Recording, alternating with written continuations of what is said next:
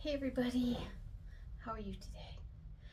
I haven't been on camera with my face for a little bit. I just finished this and I'm about to put the seal on it because it's dry now, so that's cool. I wanted to share just a couple of thoughts today. Being an artist, some of the challenges we face. I don't know very many people who are full-time artists and that's all they do. So most of us are out here just kind of doing what we can in the spaces that we have. So I kind of wanted to share. I have this, it's a very small space that I work out of. And then, as you know, I have a little cottage out there. And I love using the cottage, but in the winter it's a little too cold. The floors are not insulated. It's a garden cottage. So it's a little too cold to work in.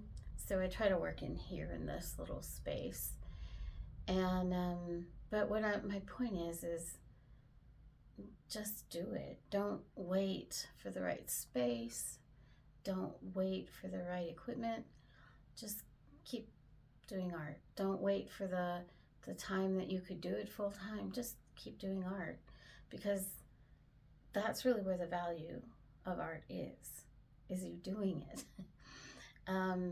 When I started out, I had really bad camera stuff. I find my biggest challenge is lighting, camera stuff, and setting it where and how so you can see what I'm doing. It's a little tricky. But again, don't wait for the right equipment. Just go ahead and do it.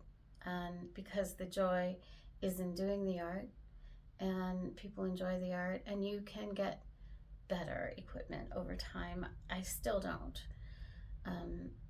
But the biggest key, I think, is I just use my phone, which is not good quality. And I know it's terrible because my husband's a really good photographer, but he also doesn't have time to just sit and do video for me. He has a very full-time job as well. So I'm gonna try to start to use a camera at some point. I talk about it a lot. The problem is the time it takes to edit those things and get them ready to go into the different social media outlets. That's the really biggest issue for me. So if I have the time, it's much better quality. But I am going to try to start getting photographs from the camera so that you have a much better understanding of what the piece is that I have for sale. But my biggest point today was just, you know what, keep painting, keep doing the art. Don't worry about your space. You can make your spaces later, and you can get the equipment later, but get what you need. So like recently I just upgraded my easel, and I've been painting a really long time, and I've never had a really good easel, and I have a medium good easel now, and it's a joy because I can put my feet on the bottom of it, and it has wheels so I can move it around, and I'm not always fiddling with a tripod one. So I really love that. I got a really good deal this year at Black Friday. So I suggest that's a really good time to try to upgrade whatever equipment you have. And then, I try really hard to keep an ambiance for myself. I think as an artist, that's important. And I don't know what your ambiance is, but whatever it is, go with it. Make your space how you want it. Some people love paint all over the walls, and some people want a little neat location to draw in. And for me, I'm very eclectic, so I'll do another little tour again, but it's such a small space, and I do change it a lot because it's a small space, and I try to make it workable, but at the same time enjoyable for me. I've changed my chair a lot. I'm a very short person, and so my legs hanging off of a chair is a problem. I love chairs that have wheels on them, but then that's usually too tall for me. And my dogs tend to want to lay right underneath me, and I forget they're there.